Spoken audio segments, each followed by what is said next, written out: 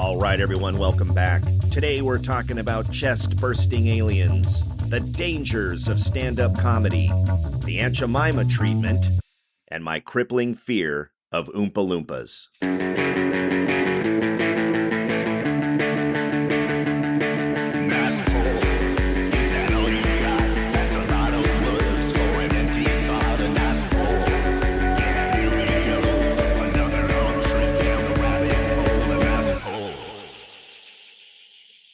All right, everybody, welcome to the show. Last episode, we had our good buddy Mark Fernandez join us. And Mark, again, is a friend of mine going all the way back to the 90s. We've been doing stand-up comedy together for years and had a great time last episode, just doing all the polls from the 70s and 80s. And again, as mentioned in the last episode, Mark, just like Chris, is literally just a plethora of knowledge when it comes to the rabbit holes that we can go down on 70s and 80s pop culture.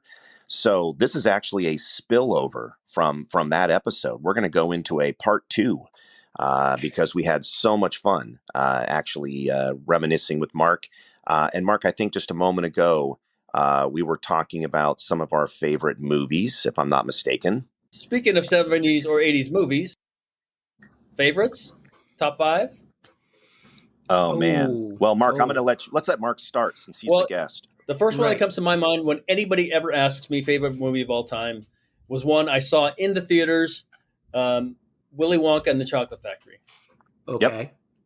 I saw that in theaters with my my cousins Art and Al.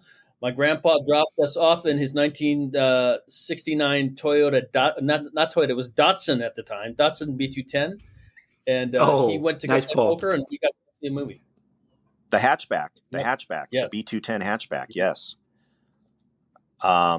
Yes, I had a girlfriend back in high school that I think, as I recall, had a light blue or something or other Datsun B210 hatchback. Very, very nice. Yeah, I can picture that car.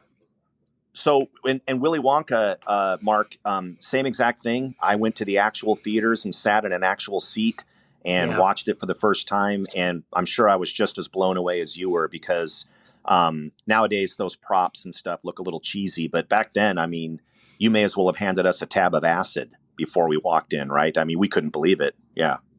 When they first walk into the chocolate room, that he does the little rock mountain off. There's a key, a combination of the key, and opens up the door, and it's a tiny door, but then all of a sudden it's a giant door, and they walk into this room, and I was like, whoa, in the theater, that was like, whoa, what is this world? Yeah, and by the way, one of the greatest moments in film history for me was going through that damn tunnel with the boat. Yeah.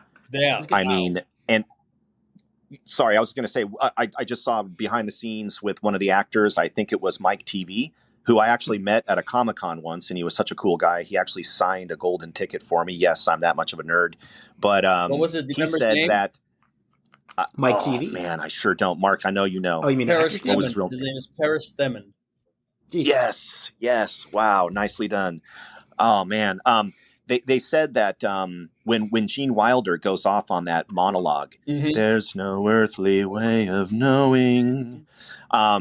He did it really tame the first time, and then it was time for the real take. He went apeshit. And nobody thought he was going to do that. And those kids were mostly legitimately scared and looking at each other like something bad was really about to happen. So I love that. Also, they weren't allowed to see the candy room ahead of time. So when you see that kind of wide-eyed look on their faces as they go, that's the first time they've ever seen it. So nice. I thought that was kind of cool. And lastly, sorry, one last poll. Gene Wilder insisted at the beginning of the movie on doing that walk up as if he's, has a limp, right? And he can't walk and he's disabled, and then suddenly do a little roll and a tuck and a little somersault and then pop up.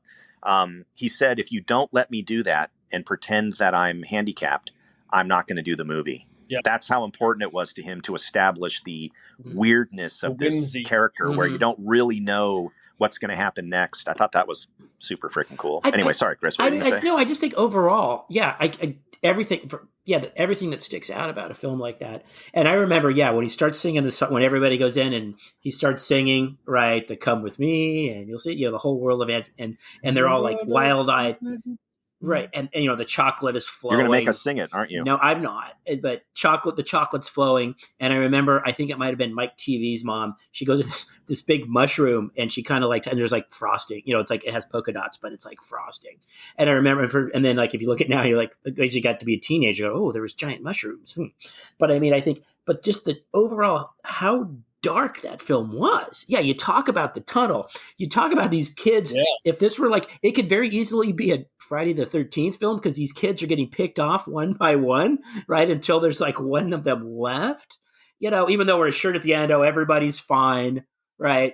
But it's but as you're watching it, it's like I said, it's very dark and it's excellent. It's well made. It's great. Yes, I can see why it'd be one of your favorites.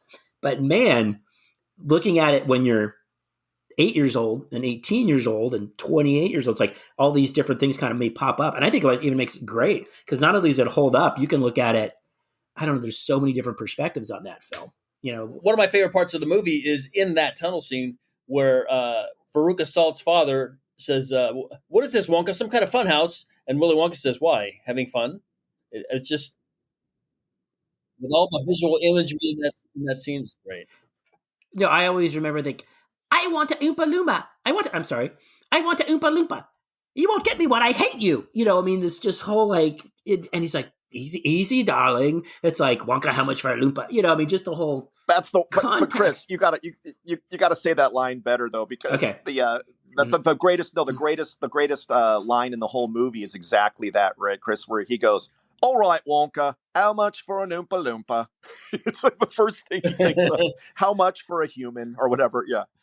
The context again of this spoiled child wanting an actual living person or being of some sort who's very clearly, again, what is this? Some sort of slave humanoid figure, and somebody just thinking, okay, he's gonna just whip out his wallet and buy one. And it's just everything about it is just again, I loved it at the time because it's just these over the top spoiled kids versus Charlie Bucket, whose 4 grandparents sleep in the same bed.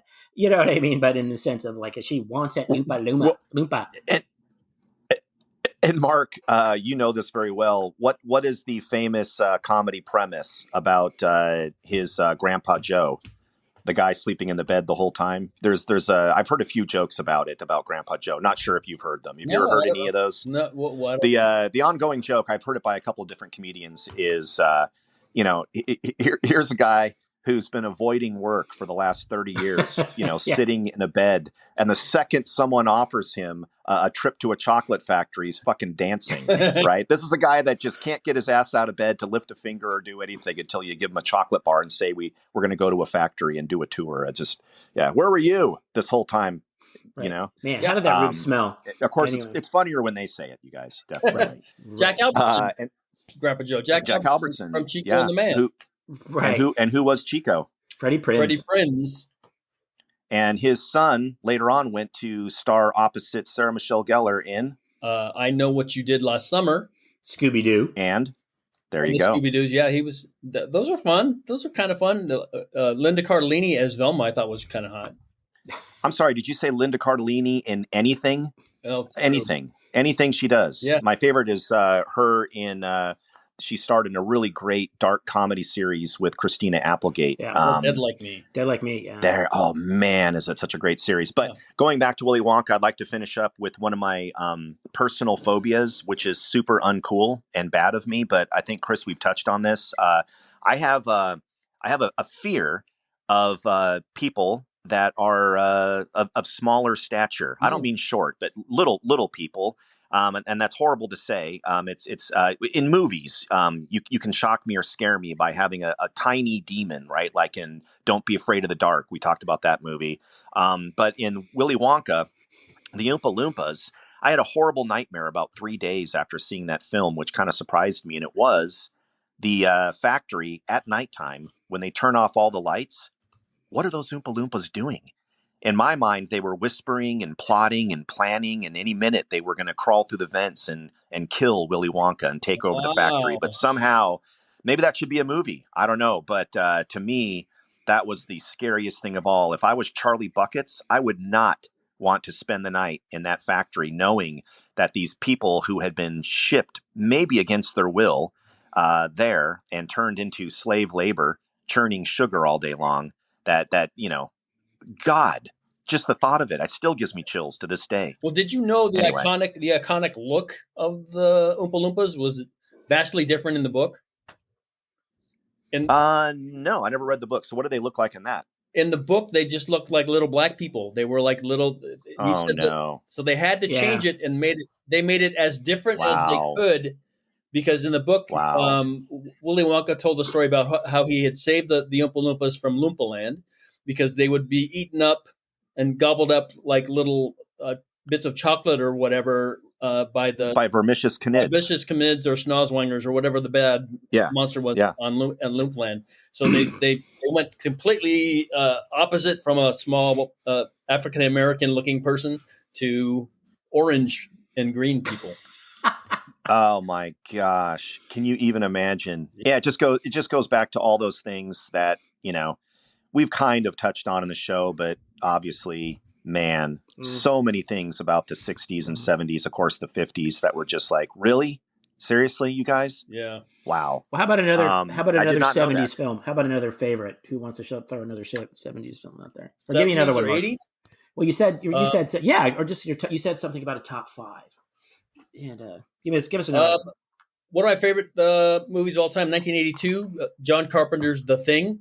One of the few remakes I thought that was fantastic. I love that movie. Yeah, but you're talking about the Kurt Russell version, right? Yeah, the Kurt Russell version. Not although the remake prequel that had Mary Elizabeth Winstead in it, I thought was kind of well done.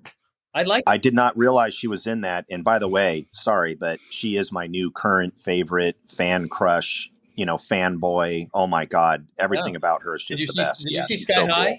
I never did. Nope. She's like a young superhero in Sky High, but she was also in Scott Pilgrim. Did you ever see Scott Pilgrim versus? That's where I first understood how cool she is. Yeah. Was Scott Pilgrim, which is such an underrated, awesome movie from start to finish. Love that film, but I really loved her in the Cloverfield movie with John Goodman. Yeah, creepy John Goodman. Man, was she so great in that! And then, of course, I just saw her also in a movie recently where she was just an insanely awesome assassin. Yeah, that's a who and she's drunk poison inadvertently, and now she's going to spend the next 24 hours finding out who killed her. Right. So cool. And now she's in the Star Wars universe. But that's it. Okay, guys, I'm done. She's awesome. There you go. Yeah, that's a great one, Mark. Really, really mind bending and super scary.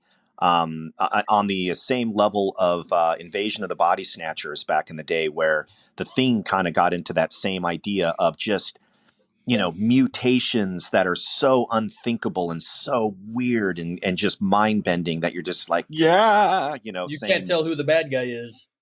Oh, right. Totally. Or at the very end, the message is obviously way bigger than, your normal, good guy, bad guy, white hat, black hat, whatever. Yeah. Yeah. Good pick, man. Great film. If you talk about that in the sense, and you talk about Invasion of the Body Snatchers, or you'll talk about one of my favorite films from the 70s, which was the original Halloween. Okay. Films that and what did these, and again, I'll use those two as a perfect example. Body Snatchers, Donald Sutherland, who just passed away, again, just a great, a remake, but obviously better than the film, than the 50s version, which again had a lot of, analogies around communism and things like that, or the whole paranoia about that. But endings that you were kind of left going, oh shit, right? I will never forget the ending of Halloween, which basically changed films forever, especially that genre, right? And why? Because what happened? He got away at the end. It created the trope of you cannot stop this guy. And every every Friday the 13th or, Nightmare on Elm Street or all of these films that came after, guess what? The good guy, because leaving the door open for now we can have multiple sequels and everything else. I don't think, speaking of John Carpenter, you just mentioned there, Mark, I don't think John Carpenter really had that in mind.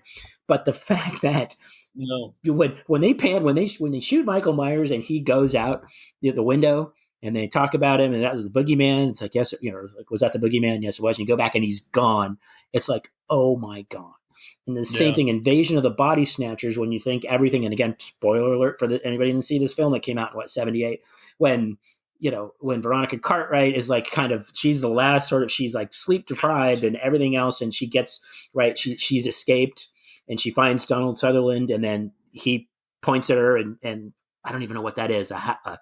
A groan, a shriek, or whatever that sound that's coming out of a point. Yeah, it's point.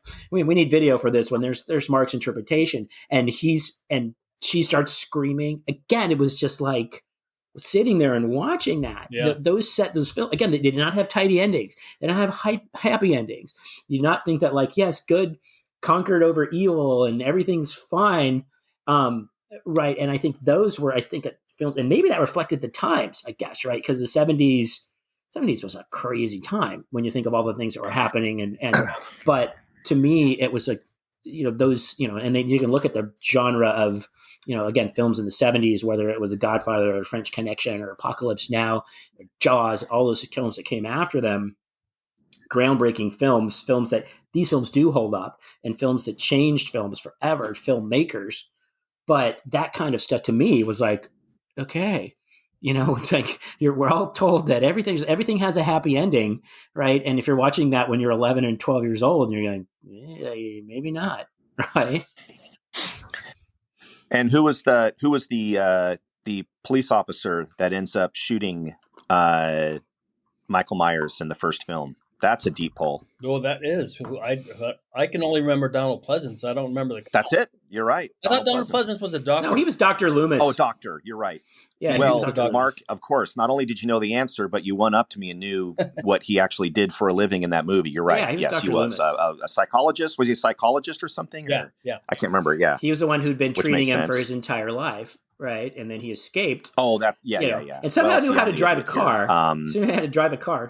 And by the way, total side note, when I first went up to Hollywood to start working in that, post-production industry with Mark, I spent some money on a raffle that went towards some charity. And the prize that I was going to get for having donated money was a choice. Jeff, you can either hang out. You're not going to believe me. You're all going to kill me for this. You can either hang out with Deborah Hill, who was the producer, and I believe she also helped to write Halloween, or Jeff's biggest hero of all time. You can hang out with Tim Matheson. Tim effing Matheson. Otter people from what movie? Animal House. Of course. Yeah. So for whatever reason, the way that the day was going to shape up, they're going to take you on a tour of this and you're going to go do that. Somehow my stupid pea brain thought it would be better to have lunch with Deborah Hill and have her take me on the set of a movie that she's working on and talk to me about filmmaking.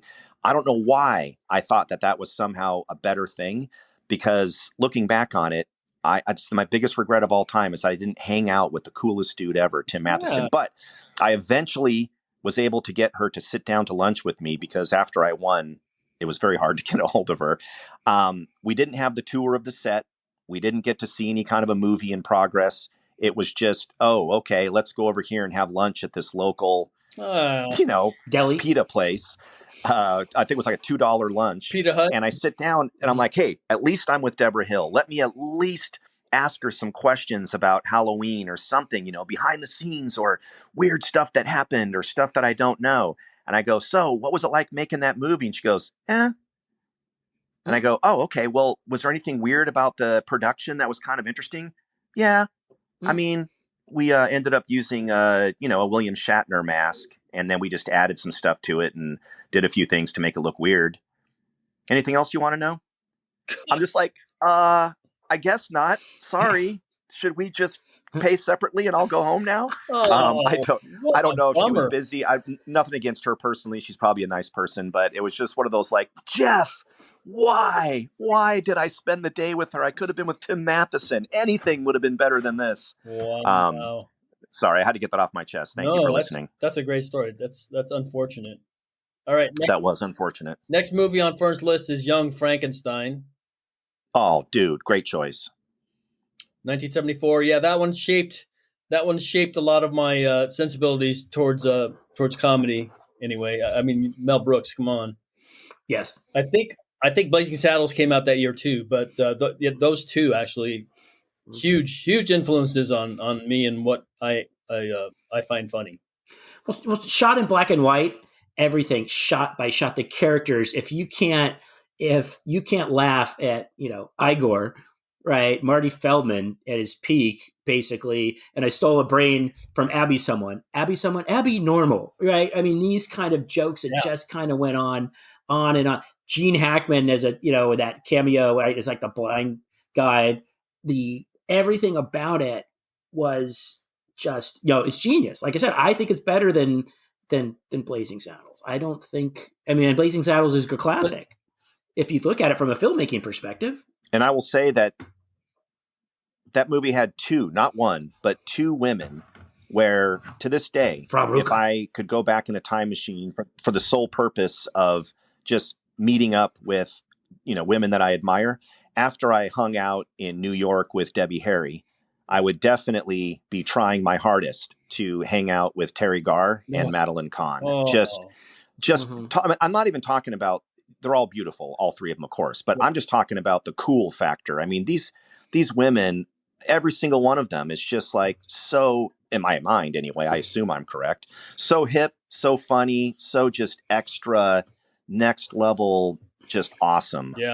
Man. And then to have them both in one movie, Jesus Christ, give me a break. Well, I have a Marty Feldman. Here's a weird Marty Feldman story. So, and it's not really Marty Feldman, but I have a shirt. That T-shirt company that I told you guys about. I got this other T-shirt. It's got a picture of Marty Feldman on the front, and then it says, "I don't know, Abby Normal" around it in funny letters. I was in the Vons in Burbank doing my shopping, and there's this guy up ahead of me, and he turns around and he sees my shirt, and he looks at me. He goes, "After you get done checking out, I'm going to tell you about a big story about Miss Cloris Leachman." And I'm like, "Oh, wow." Wow. I'm like, that's so random and bizarre. I'm like, this has to be amazing. This is going to be amazing. And he just tells me this whole story about how he was a dancer, ended up moving to L.A., dancer in like Ohio or something, and became an extra on a TV show. And Cloris Leachman was a guest on the show. And so he talked to Cloris Leachman of how he was in the chorus line of one of the shows she did in off Broadway or something, and he sent her flowers. He just goes off on this whole story, and I'm standing in line at Vons, but what is happening here? But he was super nice and super friendly, and I was like, this has to be an amazing story. It was a great story. And by the way, by the voice itself, I could have told you he was a dancer. I'm just saying that voice, definitely. Your voice. I don't want to profile or anything, but yeah, maybe. And of course, did you say clang, clang, clang, just to see what the answer would be? Okay. Yeah. Larry Amaro. That's right. Yeah. The old Larry Amaro. Was that his joke? Comedy store joke. Was that it? Nice. How you can find a gay guy in a crowd? Say go clang, clang, clang, and whoever says what the trolley, there's your gay guy. Right. Dude, that is so funny. But when you did that voice, Mark, you reminded me so much of that character actor that I remember from Lucille Ball, but he was always the guy that's like the store clerk going, "Yes, well, Mrs. McGillicuddy, yes." Yeah. Mm-hmm. Do we know who that guy is? I don't know. I can't remember. I'm wrong. I keep thinking of Gail Gordon, but it's not Gail Gordon. It's another guy. No, okay. That was Mr. Mooney from Great. Lucy. Gail Gordon was on the Lucy show, or he was Mr. Mooney. He was Mr. Mooney, right? Yeah, he was like her boss or something like Mr. that. Carmichael, that guy. But this guy was always more, yes. He was, I don't know, just with a really thin mustache. Yes. Character. He's one of those guys in that thing. I don't know. Okay. All right. That's the one that stumped us. We stumped the show. Dang it. Yeah, Okay. I just don't know. I don't know that character actor's name. Well, no, there was another High Anxiety, which was right up there as well. And then Mel Brooks, Yeah. which had a lot of the same. It had Harvey Korman and it had Madeline Kahn. And obviously, Mel Brooks actually made himself a star of that movie, right? And a lot of the same sort of, Cloris Leachman was in that as well. I mean, made the same, a lot of the sensibilities, and you could see that run from where it was just like, again, from Blazing Saddles to Young Frankenstein and High Anxiety. I think Silent Movie was in there as well. But all of those, and it was great because he had that sort of ensemble that he would use. And and then again, as a kid, it's like, and I think your average, not that I think any of the three of us on this right now in this discussion were average kids as far as that went, because we got to see those films because of, I don't know, older siblings taking us to them or whatever. But I think that's just a run, and you don't really see that. I know they try to replicate that with some of the things that you see now with some of the, whether it's and we were talking about earlier, like Will Ferrell or someone like that, where they have the same, work with the same directors and have maybe some of the same actors and stuff like that. But that stuff was, again, still holds up. It's just, I don't know. There was something about it that was just really stood out, and you don't quite see that anymore. Well, High Anxiety was like his nod to Hitchcock type movies, right? Right. And I didn't know that. Yeah. And did you, again, at the time, at my age, I had no idea. Right. I think you had, because your average 10-year-old kid doesn't really, even though Alfred Hitchcock was still around. And I think those reruns that Alfred Hitchcock Presents were still on Channel 5 at 4:00 in the afternoon, maybe. But you didn't understand. I don't think anybody had seen Psycho or Rear Window or The Birds, maybe The Birds. Right. I just watched Rear Window for the first time about a month ago. I always, Jimmy Stewart. Yeah. Great. That's a great movie. The reason I love it is it's just a little more, I would almost say like whimsical. Like it was definitely suspenseful, but it wasn't like super dark. It was more like just a good suspense movie that was just kind of fun to watch. But Jimmy Stewart, man, my favorite was, going back to comedy, was Jim Carrey's impersonation of Jimmy Stewart, of which he did many. But one of his premises was Jimmy Stewart, no matter what he says, it always comes out sounding happy, right? And I don't know if you heard this one, Mark. Do you know what I'm talking about? Everything he says sounds happy. There could be a nuclear explosion, right? And Jimmy Stewart would be like, "Hey, everybody, take a look out the window." It just sort of sounds kind of upbeat. Or when he was talking, it may not have been Jim Carrey. Yeah, Mark, you can correct me on this. There was some comedian that I saw at the Comedy Store that was doing Jim Carrey singing the Beatles. And it was Jimmy Stewart. Jimmy Stewart. Yeah, Jimmy Stewart. What did I say? Stewart Sorry. Singing Blackbird. Jimmy Stewart singing Blackbird. The comic was Denny Johnston. Nice. Right on. And it was Blackbird shaking in the dead of night. Take these broken wings and learn to fly. Denny Johnston. I used to love watching him. He was very funny. Yeah, he always killed. He did a great job. Is he still around? I don't know. I see a lot of those old guys who are friends of mine on Facebook now. All those old Comedy Store guys that I was honored to MC shows for, because they were all guys that was on a show back then called Make Me Laugh, and they used a lot of guys, a lot of Comedy Store guys for those shows. So guys like Argus Hamilton and Denny Johnston and Bruce Baum and Bill Kirkenbauer. Bruce Baum, Baby Man. I forgot about Baby Man. All those guys were on Make Me Laugh, and it was like a big deal for me to actually MC shows when they would come down to the La Jolla store and say I opened for them. Now, Make Me Laugh, wasn't that with Bobby Van? That was hosted by Bobby Van.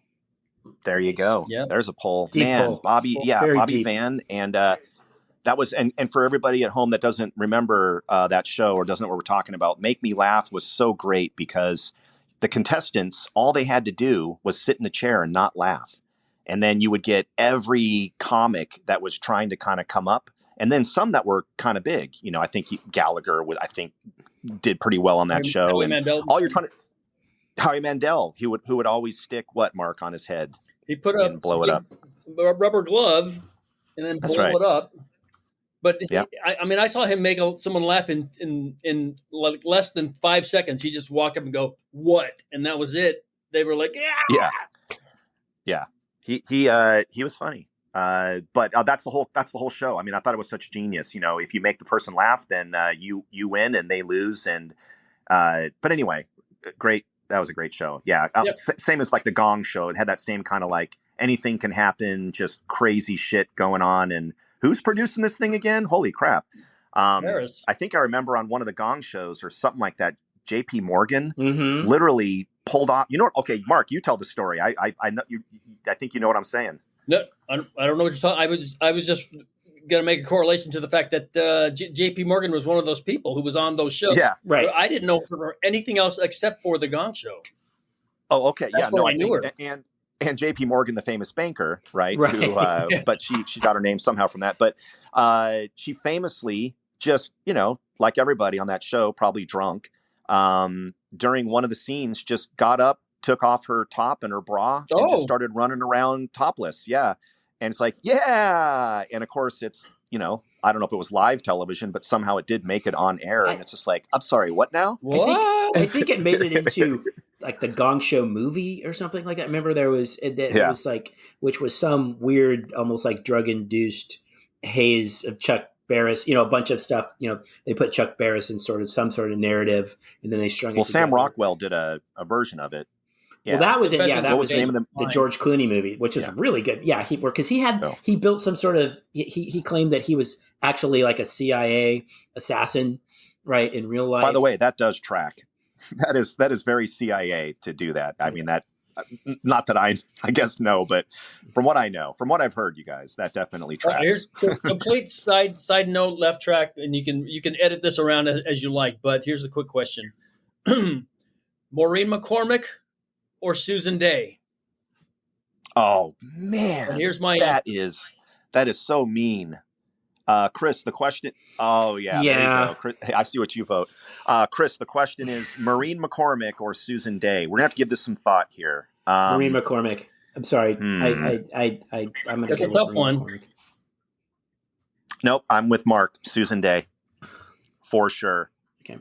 Absolutely. Show your work. I want to know why. Now, Mark. So we hit Willy Wonka. Yeah. We've got Young Frankenstein. Yeah. We've got The Thing. Yeah. And Halloween. That's 3. Halloween and Deborah Hill versus Tim Matheson, which you regret to this day. Sure. Sure. Now, yeah, we did that. Now, Mark, what's another one for you? Here's another one on your list. Here's another one that helped shape my comedy purview. Stripes. Bill Murray. One of my top. Yeah, let's go. One of my top of all time. Okay. Yeah. Yep.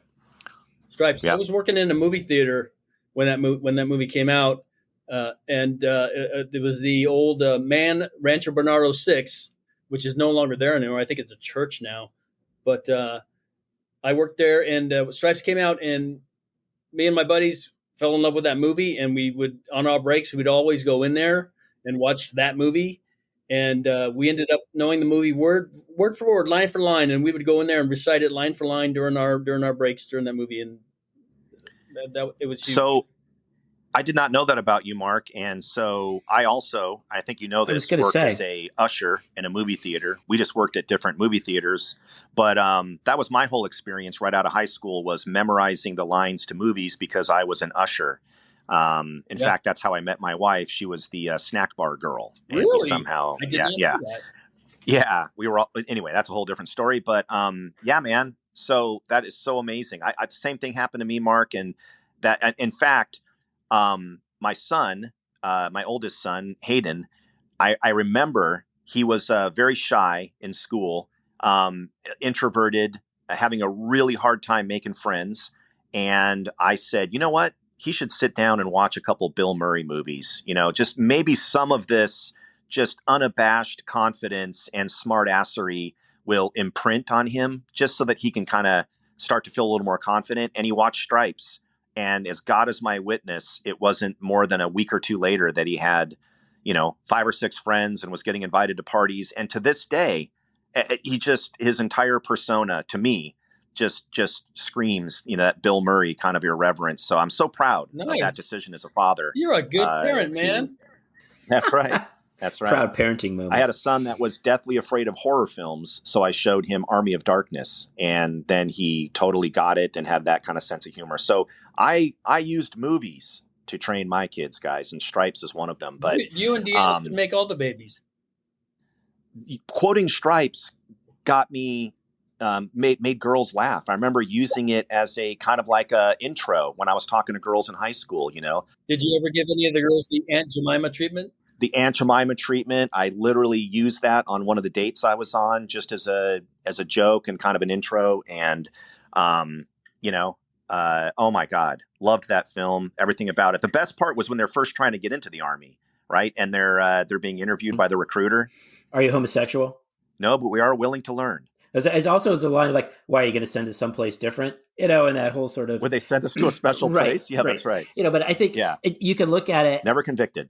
Someone talked about the holy trilogy of slob comedies, which are Stripes, Animal House, and Caddyshack, right? I think which are almost same kind of time period. Some of the same actors. I mean, the people behind them, the writers, the director, Harold Ramis and Ivan Reitman, things like that. To me, it's Caddyshack. I wish I had $1, for every time I had ever said, so I got that going for me, which a lot of times people say, which is nice, right? Finish the sentence in that regard. Before I ask Mark to quote some of his famous favorite lines or why that movie resonated, I have to say that all three of those films were brutally panned by critics at the time. Animal House, what the hell was John Belushi thinking? This is a mindless POS movie that made no sense, a total waste of time. Caddyshack, again, just mindless stupidity. Bill Murray, we're not even sure what he was doing in that movie. What was that? Just a fever dream. And Stripes, nice attempt, but you lost me. It was just, I remember reading for some reason reviews back then. It was just like critics just hated those movies, and all three of them are at the top, the pinnacle of 80s comedy. And you could even add Meatballs in that movie. For sure. Meatballs, one of my favorite. And the winner of the mystery meat contest is the camper that guessed some kind of meat. I just love that. Love that movie so much. I think I even had the space helmet that he wore when he was doing the broadcasts in that and camp. What was the name of the camp? I can't remember. Do you remember, Mark? Wow, I don't remember. That's okay. But Mark, why Stripes? What was it about that movie? I'm trying. You got me stuck on trying to remember the camp because I remember the song that they sang in Meatballs because they were the counselors in training. Was the group? Go for it. Sing it. Bill Murray as his name was Chipper. We are the CIT, so pity us. The kids are brats. The food is hideous. We're gonna drink and smoke and fool around. We're noogie bound. We're North Star CIT. North Star. There you go. See, that's how we do it. Figured it out. Yeah. That's for right. For those of us in San Diego at the time, do you remember he was the T-shirt that Bill Murray wore in Meatballs? That for anybody in San Diego, when they saw that, because somebody and I think there was a story about it. Somebody he wore a KGB chicken shirt. Oh, really? And this is a scene where he's running through. Wow, that is very San Diego. Yeah, and it was people were like, "What?" You could go back and find it, and he's wearing. I think it's when he's jogging, and he starts the kid Rudy the Wabbit, right? Starts jogging with him, and the kid Chris Makepeace, right, from the My Bodyguard. You beat me, right? He signs up. He ends up. Good pull. He ends up saving. Right, they win because he wins the race, right, and he's the hero. Yep. And after being the outcast for the entire camp, he's wearing a KGB chicken shirt, which I'd love to have that shirt now. Anybody would love to have that shirt. Deep cut, nice pull with KGB. The KGB chicken. I went to junior high school, Wilson Junior High School, with someone named Maureen Janolis, whose brother is Ted Janolis, who was the KGB. There you go. I knew a cousin. That's right. Yeah, I knew a cousin with that same last name. Yeah. Wow. And I had a friend whose neighbor once threw an M80 in the backyard of his cousin 2 times removed. So there you go. What do you guys think of me now? That's right. I don't know how many degrees that is. Yeah. Yep. We had a lot of celebrities back then, local celebrities that were, because back then you guys, a DJ, a DJ, which they don't even have anymore. Well, they do have DJs, but now they're thought of as, only music personnel. creators, They're not I even guess, on right? But I live, mean, back then right? it was, yeah. And back then, DJs would become huge celebrities for just hosting radio shows, right? So, hey, you young kids, number one, you shouldn't be listening to the show. That's not your type of show. But number two, that's not what we're talking about. We're talking about the other person that I told Chris off air I would have to add to my list, my growing list, that includes Ryan Seacrest and all those other people, which is Rick effing Dees. Just the worst. Oh yeah, just the worst of all people, in my opinion. Just no talent, and he brought us things like Disco Duck. So, Mark, I think we are now on number 5, if we're going back to the movies here. So what is your number 5 on your top 5 movies from back in the 70s? I have a and 80s? long list, and it's tough, but I'm going to go with Alien. Oh, man. Nice. Okay, so explain why. Well, I mean, I like to either laugh my ass off or get the shit scared out of me in movies. Not a huge fan of the epping, sweeping romantic movies. A rom-com here and there is fine, but I never saw Out of Africa. I've never seen Titanic. I've never seen The English Patient. I've never seen any of those because those just look frighteningly boring to me.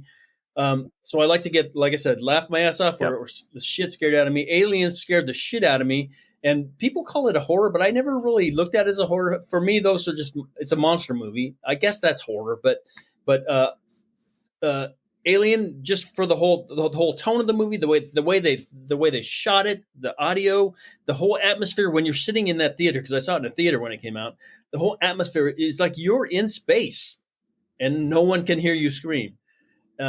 My friend, it was so scary that a friend of mine, Bobby James, he brought his girlfriend to the movie, and she had to leave because she was asthmatic, and it scared her so bad she started having an asthma attack, and he had to take her out. That's how scary Alien was for that time. That was, I think, 1979 when it came out. But yeah, I just love that movie. That one for me holds up, and I'll watch it over and over again. So I totally agree, and that brought. Oh my gosh, yes. What is wrong with my brain? Sigourney Weaver into a brand new light as an actress, because there's a specific scene in that movie where you're like, oh shit, she's pretty awesome looking, right? She kind of now became not only a dramatic actress, but kind of like, hey now, right? A bit of a sex symbol, especially in the sci-fi world. So and we all, and that became the most legendary scene of all time for horror at the time, right? When the alien emerges from the guy's stomach. The chest bursting. I think the amazing part of that, and Mark, you hit on it, is yes, is this a horror movie? And because it's set in space, well, no, it's a science fiction film, right? Or whatever, but then the horror aspect. But then when you went to 86, when Cameron did Aliens, it became an action movie, right? Which is, again, it's a great movie. Great, just a ride from beginning to end. Right. Took the same characters, and you can argue that he made it better. Right, because again, there's aliens, right? There's a bunch of them, right? And it's still got Sigourney Weaver, and it's a totally different, environment and everything else. Alien, scary. And to me, the things that were like, although I remember seeing it, and this is what the hilarious part is, my uncle took myself and my 4 cousins who were, 1979, and one of them were the same age, and my all 3 cousins were younger. I don't even know. I think one of the 2 younger ones were like 6 and 8 years old, which was hilarious to go see Alien and a matinee in the Fashion Valley 4. If we remember that theater tucked away next to Farrell's, right? There's a pullback to, a previous episode. But I remember just being happy to come out at like 3:00 in the sunlight. And it was like, it kind of took a little bit of the edge off because you'd just been like mortified for 2 hours by this literally dark and scary and violent and grisly. And I'll have to ask my cousins about, do you guys remember to go see Alien? Because again, they were a lot, except for one, they were a lot younger than I was. And, but yeah, you're right. It's like, it holds up on so many levels, but just, this is when you came out. Yeah. This is like, wow, this is what movies are about. These are what movies can be. And I think to me, it's it really changes your perspective and your viewpoint. And I agree. I like to laugh and I like to be sort of, energized, saying that I'm not a big rom-com guy. Although I think a lot of people would argue the fact that Titanic probably not considered a rom-com, but that's another discussion. Yeah, no, that wouldn't be a rom-com. Definitely not. And then, of course, right after that, not right after that, but the follow up to it. Usually the sequel sucks of any movie, but Aliens, plural, was such a classic sci-fi thriller that it actually pretty much launched Halo. I mean, Halo is basically that, right? Where now you have space marines, which of course brings back my favorite guy of all time, character actor from back in the day, Bill Paxton. And you guys, I just, to get sidetracked for one quick second, I just watched in its entirety a few nights ago, Weird Science. And it did hold up. It did hold up, but Chris and I were talking about this, Mark. John Hughes, man, I mean, a genius, but the stuff that he got away with in these scripts is so just not. I mean, I would say not only would it not fly today, but I don't think I'm even being overly PC or super liberal to say that these were not the best ways to do a script. And here's an example from Weird Science, right? In Weird Science, Kelly LeBrock is openly making out with a 15-year-old boy. And he makes it very clear in the movie that he's 15. And the implication is she actually wants to have sex with him, but that doesn't happen for whatever reason. But I mean, they're making out. And the whole point is, hey, I'm here for you guys, whatever you want. Obviously, the writers knew better than to go too far with it. But I'm like, I'm sorry, what now? It's just one of those things that makes you go, huh? And there's another scene where Anthony Michael Hall finally gets the courage to stand up to the supernatural bikers that crash his party, right? And they all look like Mad Max characters. And in his They are Mad Max Anthony Michael characters, Hall's, yeah. and by the way, I'm saying it right finally. I think in the episode a long time ago, I was saying it the wrong way. But in the middle of it, he just starts, dropping the F word for gay folks, again and again and again, right? We talked about the word. I mean, faggot, I get it. It's a 70s word. It had a very different context at times. And Mark, we have talked about this, you and I off stage and stuff, but he openly uses it in the most, just like, wow, okay. No, there are certainly things that in a lot of the movies that were in a lot of the movies that we grew up with, where you have that attitude now, like just because of the way that I guess we as a society have evolved, that we look at it and go, oh, that's kind of like I used to do a lot of racial stuff on stage because you can't see me because this is an audio podcast, but I have a little more melanin in my skin than most people, and so I used to address that on stage as far as my race, because I'm Filipino, but a lot of people don't think I am because I don't look Filipino, apparently to some people. And so I used to always address that on stage. But I don't do any race stuff on stage anymore, hardly, just because I don't want to. You have to read the room, and I don't want to alienate anybody, and so it's hard. Comedy, the whole atmosphere of comedy is difficult nowadays, and so you have to be aware, and it certainly guides your writing as far as I'm concerned, because a lot of people are very sensitive about things. I think we talked about this before, but the whole thing about this is flying off into a different tangent now, but the whole thing about audience members rushing the stage, that happened to me. So I never thought it would happen to me, but it did a few months ago in San Luis Obispo. So.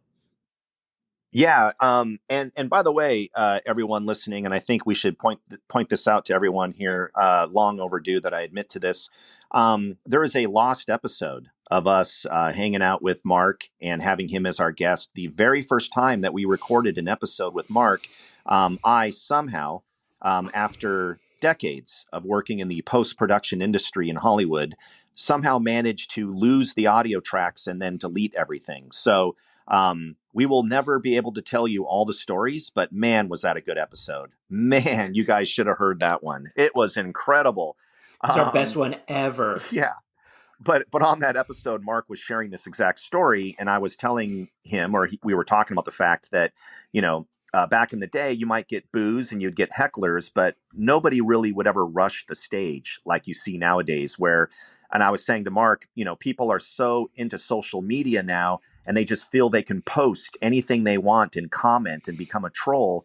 They no longer even see reality. They think, that when someone's on stage and they can't post a comment, it's okay just to walk on the stage and start yelling and screaming or attacking the person. I don't like what you're saying, man, so let me just attack you. We've never seen that really in comedy, and Mark experienced it. Mark, so can you recap what happened? I was at a show, doing a show for my good friend Brian Anthony up in San Luis Obispo, and this lady had been heckling the crowd through the whole show. The crowd knew her. They were aware of her. And she had heckled the comics on before me. So when I got on stage, I did my best to kind of ignore her, but she just kept piping up and commenting on jokes and whatever. And so I ended up talking to her, and through the conversation, found out that she was a school principal. So I said, holy shit, you're responsible for shaping our future youth? And that's when she threw down her hands and went, that's it. And she started coming towards the stage. And we were talking about how crazy a world in which we live, this age of immediate information. As soon as this lady comes rushing towards the stage, I'm on stage thinking, oh, here we go. And everybody in the audience whips out their phone. So there's like 50 to 100 cell phones up waiting for her to do something crazy or for me to do something crazy. And I'm like, what? Is this how I'm going to get famous? I don't know. And it ended up, she got stopped by her boyfriend and the doorman, who thankfully was way funnier than I could have been in that situation. And the doorman looks at her and he goes, hey, you can leave with your boyfriend or you can leave with the cops who I just called.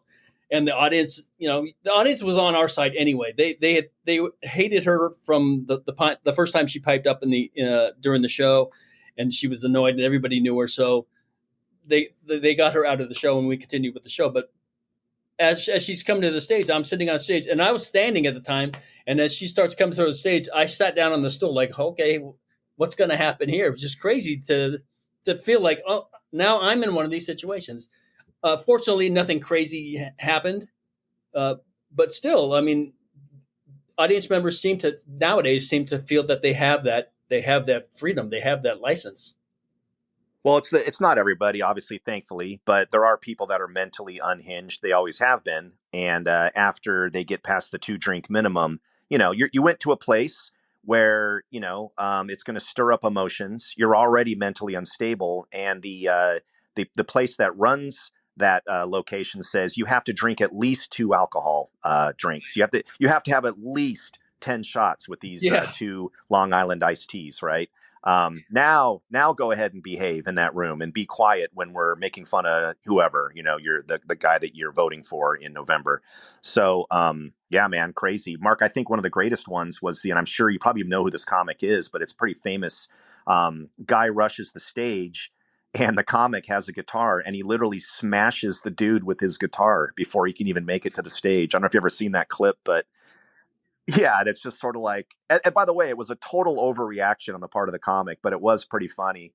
Speaking of Animal House, reminds me of that John Belushi scene where he just smashes the dude's guitar because he doesn't like what's happening. But anyway, Stephen Bishop's guitar, right? Well, there you go, man. We just hit the deepest pull of all pulls. Oh my goodness.